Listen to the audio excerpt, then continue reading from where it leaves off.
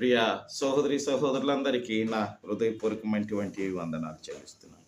యాకోబు రాసినటువంటి పత్రిక మొదటి అధ్యాయము 15వ వచనం చదువుకుందాం. దురాశ గర్భము ధరించి పాపమును కనగా పాపము పరిపక్వమై మరణమును కనును అని వ్రాయబడి ఉంది. In English, then desire when it has conceived gives birth to sin, and sin when it is fully grown brings forth death అని వ్రాయబడి ఉంది.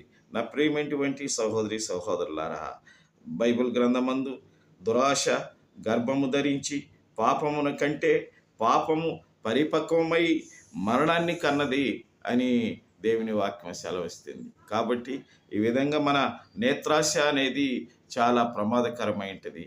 మనము ఈ నేత్రాశ నుంచి మనము బహు పరిశుద్ధంగా జీవించాలని ప్రభు మనల్ని సెలవిస్తున్నాడు. కాబట్టి నా ప్రియమైనటువంటి సహోదరి సహోదరులారా, నేత్రాశ అనేది మన జీవితంలో మనకు నష్టాన్ని కలిగిస్తుంది, మనల్ని దుఃఖములో ముంచివేస్తుంది, శోధనలో నెట్టివేస్తుంది.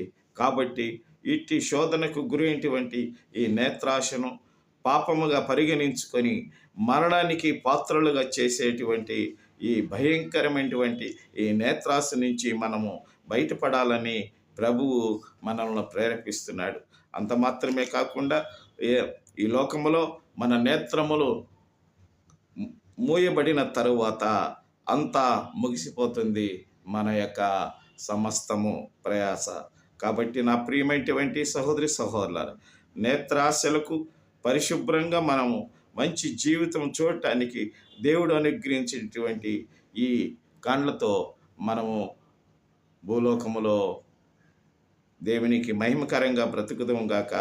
ఎందుకంటే ఈ నేత్రాలు మన దేహానికి దీపములాగా దేవుడు మనల్ని ఇచ్చాడు. కాబట్టి మనము చీకటిలో నడుస్తున్నామా, వెలుగులో నడుస్తున్నామా అని ఈ నేత్రాలే మనల్ని పరిశోధించి మనకు జ్ఞానాన్ని తెలియచేసేటువంటి నేత్రాలు మనకు దేవుడు కలుగు చేశాడు.